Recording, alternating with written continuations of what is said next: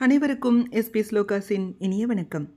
திருப்பாவையில் பாசுரம் 21. ஏற்ற கலங்கள் எதிர்பொங்கி மீதளிப்ப மாற்றாதே பால் சொரியும் வள்ளல் பெரும் பசுக்கள் ஆற்ற படைத்தான் மகனே அறிவுராய் ஊற்றமுடையாய் பெரியாய் உலகினில் தோற்றமாய் நின்ற சுடரே துயில் எழாய் மாற்றார் உனக்கு வழி தொலைந்து உன் வாசற்கண் ஆற்றாது வந்து உன்னடி பணியுமா போலே போற்றியாம் வந்தோம் புகழ்ந்தேலோர் எம்பாவாய். பாசுரத்தின் பொருள்: கறக்கும் நேரமெல்லாம் பாத்திரங்கள் நிரம்பி வழியும் வகையில் பாலை சுரக்கும் வள்ளல் தன்மை கொண்ட பசுக்களுக்கு உரிமையாளரான நந்தகோபனின் மகனே, கண்ணனே, நீ எழுவாயாக.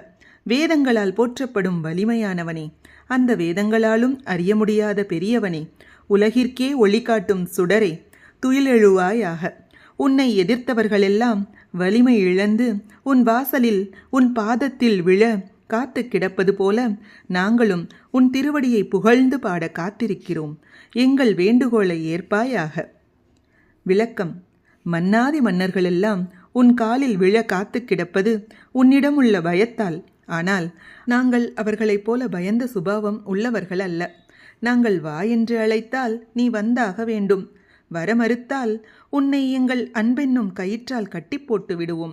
அப்போது நீ தப்பவே முடியாது என்கிறார்கள் ஆயர்குலப் பெண்கள். ஆம், ஆண்டாள் மாலைக்குள் புதைந்து கிடந்த ஒரு தலைமுடியால் அவனை கட்டி போட்டு விட்டாளே. அந்த ரங்கநாதன் அவளிடம் வசமாக சிக்கிக்கொண்டானே. இதுதான் பக்தியின் உச்சநிலை.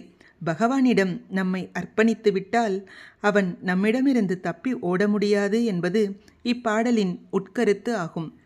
திருப்பாவையில் பாசுரம் 21ஐயும் அதனுடைய விளக்கத்தையும் இந்த பதிவில் நாம் தெரிந்து கொண்டோம். இதுபோன்ற ஆன்மீக விஷயங்களுக்கு மறக்காம நம்ம சேனலை சப்ஸ்கிரைப் பண்ணிக்கோங்க.